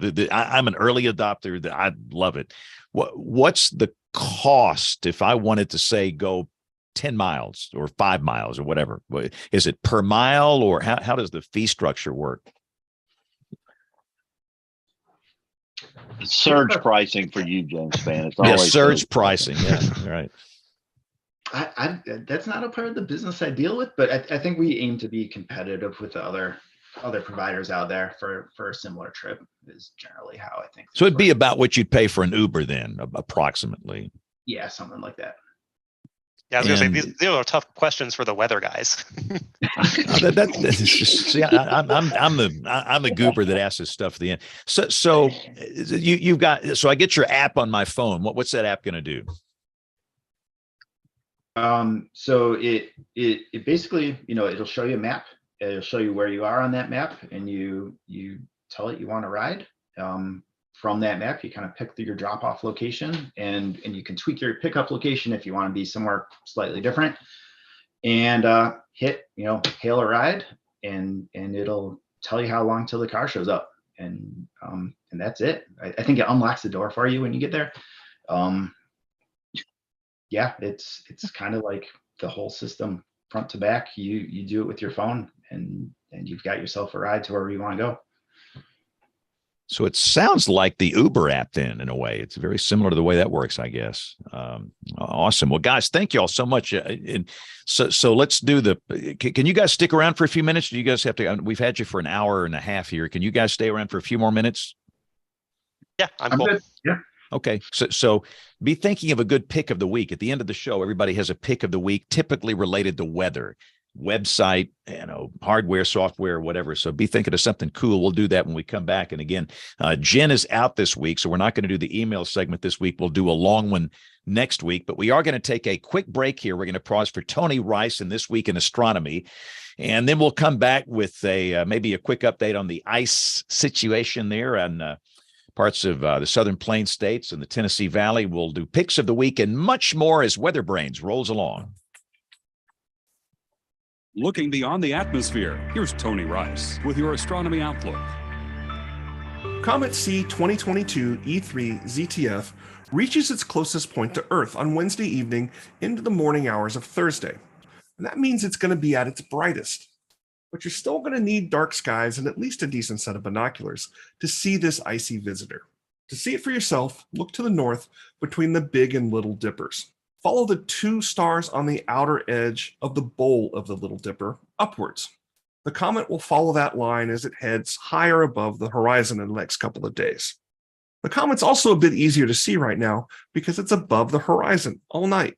Elsewhere in the sky, something kind of cool is happening this week. The night of Monday, January 30th, Mars and the Moon will appear very close in the sky for everybody. But for observers south of the line that runs from Central California across to southern Georgia, you'll see an occultation. The Moon will pass in front of Mars, hiding it for anywhere from 30 minutes to about an hour. For example, for observers in Los Angeles, Mars will disappear behind the Moon at 8:35 p.m. Pacific and reappear a little less than an hour later. That show begins at 11:15 p.m. local in Houston and 12:41 a.m. Eastern in Orlando. The Moon and Earth are moving pretty fast. These times are going to vary greatly across the U.S. Visit lunar-occultations.com for a list of these cities and times. Be sure to convert from the UTC time zone listed there to your local time zone. That's your astronomy outlook. Follow me at RTP Hokie for more spacey stuff like this. Calling all weather enthusiasts, join the AMS Weather Band and become part of the American Meteorological Society, whose members have been at the forefront of weather, water, and climate research for over 100 years. You'll get to go behind the scenes with the 10,000 plus scientists, broadcasters, educators, and researchers of the AMS. The AMS Weather Band brings together weather professionals and weather enthusiasts. Band members can grow their knowledge and appreciation of weather and climate by participating in virtual events, online discussions, Q&As, AMAs, webinars, photo contests, and more. AMS Weather Band gives you the opportunity to interact directly with those in the scientific community. Learn more and join the band today at amsweatherband.org. All right, so let's quickly do a little update on the weather before we do picks of the week here. Kim, you kind of came in a little after the show started. Tell us about your sleet experience today in Oklahoma. Yeah, it was a beautiful time. I think we woke up to the sound of thunder, and everyone in the house going, is that what I think it is? And I said, yes, it is. It's convective sleet. And we just had a really interesting situation where we had this, like, it was a deep enough cold layer to produce the sleet, but it was also relatively dry. So it was fairly dry sleet. And the day started fairly normally. People went to work, schools were open. I think there were just these like sort of spotty sleet showers. And Rick put in the chat, it would have been nice to have like a sleet warning of some kind, sort of snow squall, sleet squall, because it was really fairly localized, where you'd be getting a whole lot of this convective sleet. And we were just sort of on the northern edge of it. So we started out the day going about life. And then just as quizzically as schools and businesses made decisions last week with some of our, sort of borderline winter weather, today went the same way. It was after all the sleet had fallen and we were all at work. Then the schools started so there were things that pulled out early, and there were businesses that went remote or closed. And I looked at it and just kind of said, why? Like, at this point, the sleet's there. Like, it's not going anywhere. Nothing is changing now. Nothing is changing. And I was mostly irritated about this because I had to go pick up my kids at 3, and that tanks the end of the workday. And just sitting there thinking, okay, I know it's so hard to be in your shoes. People have to make decisions for others, but I mean, Rick at this point just kind of is feeling like all out rebellion. I don't know how you felt. You might have had a more positive view, but I just sort of felt like at this point, everyone's like, screw those weather people. What do they know? I'm going to make my own call. They didn't tell me there'd be sleet, even though that was in the forecast. What's your thoughts? There's been some weird decisions locally these past 2 events, kind of uncharacteristically from some of the local school systems. A lot of times the bigger school systems kind of stick together, and if Oklahoma City does something, then a lot of the other ones do it, or if Norman does something, Moore does it. But I don't want to get into too much of that. But yeah, it's been different. It's been weird these past 2 events. One of our forecasters actually talked to a school superintendent today. No way I'm going to name the community, but they essentially, they said this person had no idea this was going to happen. They seem clueless that there was even a potential for this to happen today. So, I don't know what's going on out there, but for the most part, though, the people that we deal with, decision makers we deal with, we've been talking to them about this since last Wednesday or Thursday, whenever social media exploded about all this catastrophic business that's supposed to be going on. But yeah, it was a relatively stress-free day for me at work today. We had a good team working and didn't really see a lot of negative things, and most of our interactions with decision makers were really good, except for that one phone call. Well, wasn't it a good forecast, Rick, that you put out? It seems to me the forecast was dead on. I think so. Yeah, it's been very measured. It's easier to go up than down. So we've been very measured and talking about the mixed precipitation. Last week was all snow, and this is much more characteristic to what we usually see in this area with the mixed bag of precipitation. We nailed pretty good that it was going to be, mainly freezing rain. I think more sleet got into the picture as we got closer to the event, and really we didn't start to pick up on the convective potential really till like the last 24 hours or so. But yeah, I mean, I think overall the whole weather enterprise here has done a pretty good job with this. There's always a few outliers, but yeah, I think we've done a good job. I was looking, I've been busy with the show here, just trying to check the tweeter and see how Troy's doing down there. Have you guys looked at Austin at all? He's kind of on the southern flank of this, while you guys up in Norman are on the northern flank.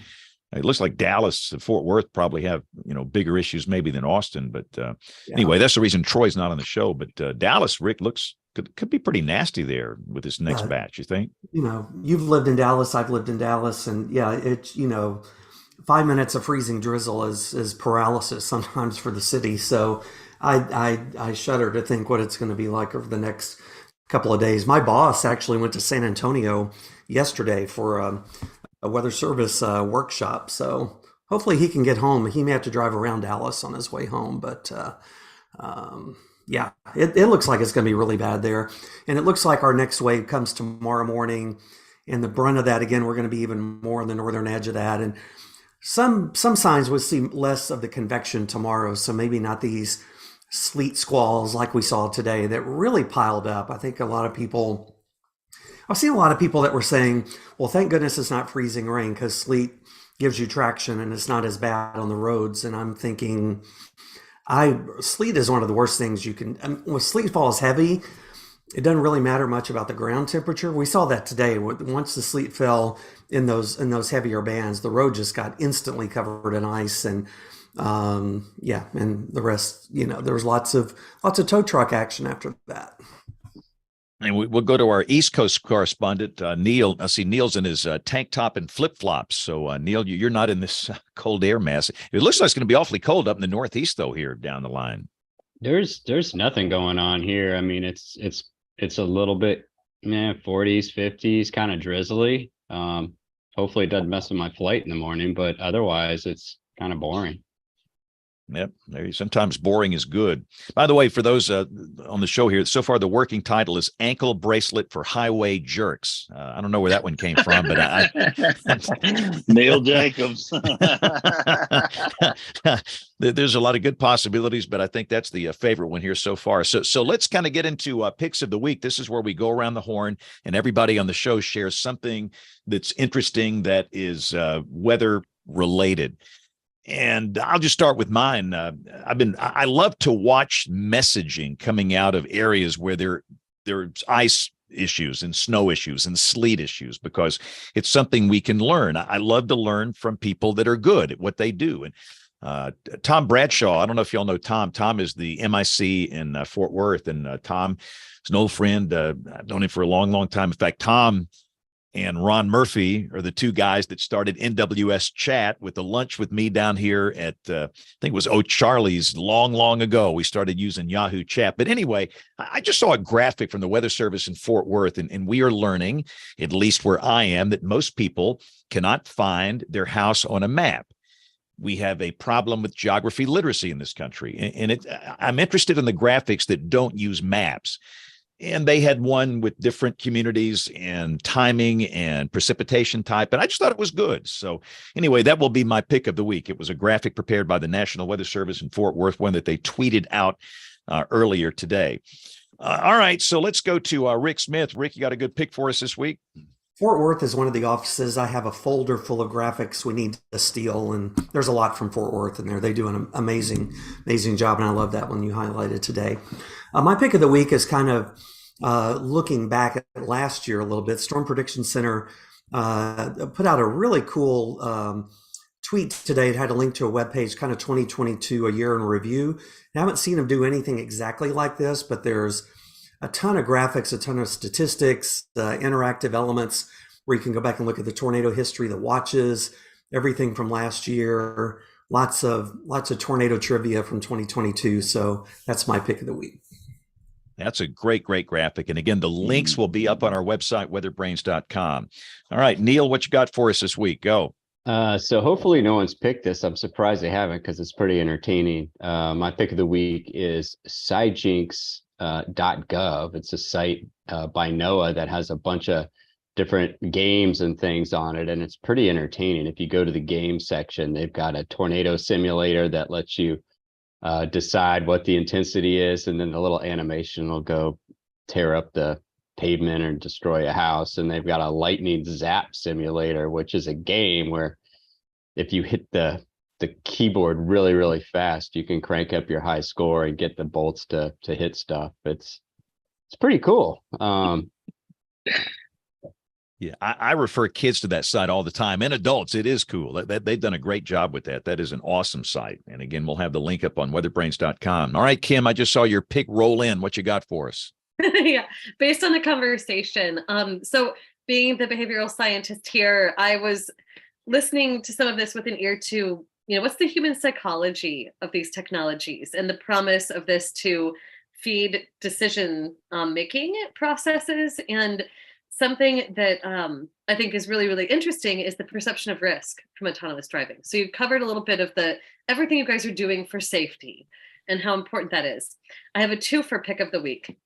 One is a recent study that was put out by some folks at MIT and some collaborators where they were looking at the promise of a safety appeal, like a message where you're saying, hey, we can do better than drivers, and how that might play in the public. And one of the things that they point out is that 97% of people that they survey in a representative sample of the US population believe that they're better than an average driver. So if you're going to make an appeal based on being better than average, they might look at that and in their biased, rational decision framework say, well, then I'm better off driving my own car. So, that might not be the appeal for you. So the other part of my two-part pick is a classic article in Risk Decision Science, actually like sort of a foundation of risk decision science, by a guy named Paul Slovic, who talks about how people come to their perception of risk from different things generally. One of the things that I think I was keying in on in my question with you really fits in with his framework, and that is the issue of controllability. People don't like flying in planes, and they perceive a greater risk from that compared to driving, even though it's so much safer because they're not the ones controlling the plane, the flying, all of that. Whereas with the car, they have at least this perception of control. And so what I think might be appealing about putting forward a decision support tool where at least drivers could make the risk decision for themselves if they're given a set of alternatives is that they could have that perception of control. And that I think might actually be a fairly successful psychological appeal for this technology. Awesome. Good deal. Great picks, Cam. Thank you. All right, Daniel. Daniel, I got to ask, what are you playing back there? French horn? What is that thing? I've got my violin music next to me, and I've got both my wife and my violin sitting back there. I was sneaking in some practice time while we were waiting to boot up today. Okay, I thought that thing was a French horn for a minute, so it's a violin. Okay, so you're welcome to serenade us if you want to, but other than that, give us a good weather pick. Go. Yeah, so I thought I would nerd out a little bit and share some really cool research that some of our friends in Alphabet over at DeepMind and Google Research have been doing. So I'll put the link in the chat so folks can see it. But they've been doing some really amazing work on AI applications for medium range weather forecasting. And about a month ago now, this really great preprint they released where they are effectively doing a global quarter degree simulation. And they're able to make a 10-day forecast in about 60 seconds on some of the hardware that we have internally in Alphabet. And what I really want to highlight here is there's all this amazing research that's come to the head in the last 3 months or so on just like a new paradigm of tools that might someday, hopefully in the next couple of years, lead to some really powerful forecasting tools. But yeah, it's a really wonderful paper. I think it's written in a way that's pretty accessible and has some beautiful graphics describing some of the AI techniques they use. So definitely some exciting advances going on in the field. Good deal. Outstanding. It's a great pick, Daniel. Thank you. Okay, Michael, go. What you got? Do you play the violin too? Or I do not. I do not. No, I'm still waiting for that mini concert from Daniel.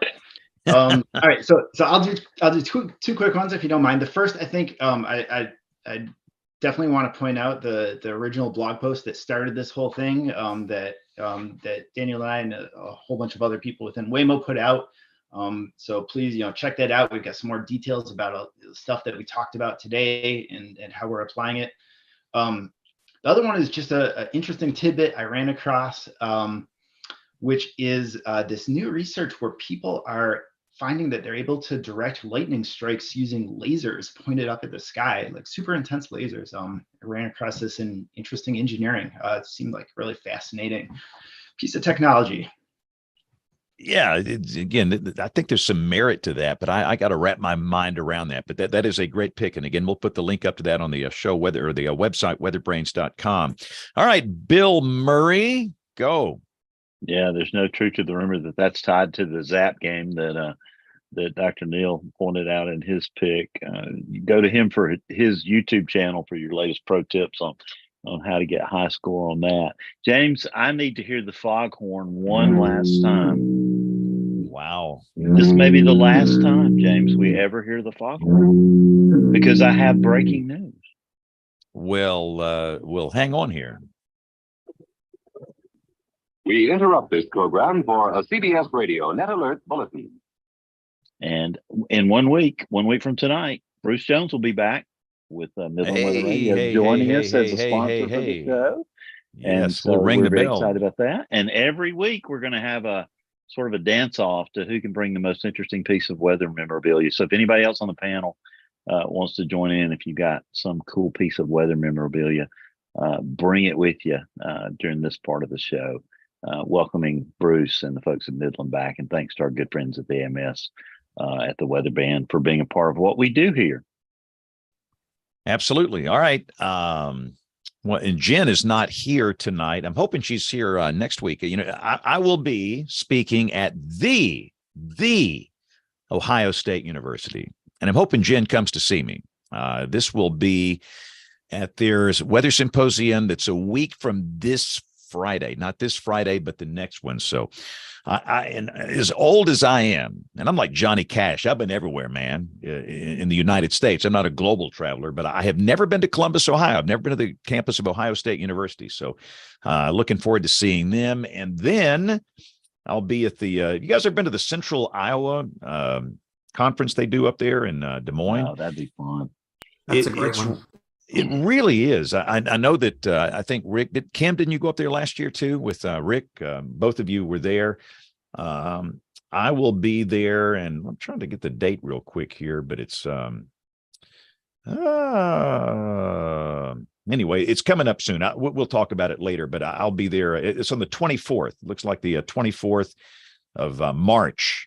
And the 25th of March. So that'll be a lot of fun. So anything else before we go? We covered all the bases here. We good? So real quick for Daniel and Michael, anything else you want to plug about Waymo that people need to know about? Or if they want to get in touch with you, or can they follow you, or just go to the website? How can people kind of keep up with what you guys are doing? Because this has piqued a lot of interest tonight. Yeah, absolutely. The website, the blog are great ways to get information about what's going on. And then, download that app and go to Phoenix, check it out. I hope you all get a chance. Enjoy the ride. There you go. I'm going to get the app just to take a look at it. It sounds like great fun, and it's great technology. So thanks to both of you for being on the show tonight. This was a great discussion. And again, hopefully we'll get some more eyeballs on your blog and your products there. But we do have to wrap this thing up here. For those that are new, we typically are on the air every Monday night at 8 o'clock Eastern, 7 o'clock Central. And some folks watch us live on the video side. And we have our YouTube channel, youtube.com/WeatherBrains. But we know that most of you listen. So however you consume this, we're glad you're here. If you would like to get in touch with us, the best way to do that is email at weatherbrains.com, or you can hit the Facebook page or get us on the Twitter. But the email, it goes to Jen. And we promise we'll do a long email segment next week. So on behalf of the entire WeatherBrains crew, I'm James Spann. Thanks for listening. Have a great week, and God bless. Waymo uses the Bluetooth on your phone to communicate with the vehicle. Uh-oh. What does that mean? You can play your music in the car. We should have plugged that. Oh, my goodness. Oh, there you go, very nice. I like it. I can play Freebird while I'm cruising down the road in Phoenix, Arizona, standing on a corner in Phoenix, Arizona. Such a fine sight to see. And nobody even knows what that means. Yes, we do, James. We're all Eagles fans here. Sandy says that helps provide guidance to the car for low vision users too. That's very cool. And I bet Sandy's wishing for the produced show. So she wishes David Black were back, James, because I think we're about an hour and a half past our time limit. Yeah, we have totally taken everything down the tube. But thank you guys for your time.